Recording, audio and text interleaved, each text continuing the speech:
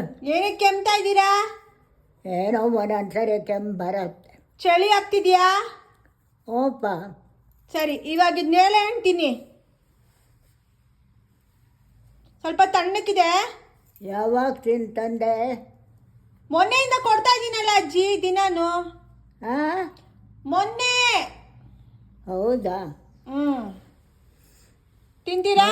ಮಗು ಸೇರಿದಾ? ಯಾವ ಮಗು? ವಿಶಾಲ್ ಊರು ಸೇರನ್ನ? ಯಾವ ಊರಲ್ಲಿರೋದು ಹೇಳಿ ಅವನು? ಆಯಿತು. ಯಾವ ಊರಲ್ಲಿರೋದು ವಿಶಾಲು? ಹಾಂ, ಯಾವ ಊರಲ್ಲಿದ್ದಾನೆ ವಿಶಾಲು? ಚಿಕಾಗೋ. ಚಿಕಾಗೋ. ಚಿಕಾಗೋ ಅಲ್ಲ, ಅರ್ಬಾನಾ ಶ್ಯಾಂಪೇನ್. ಸರಿ ಕಣಮ್ಮ.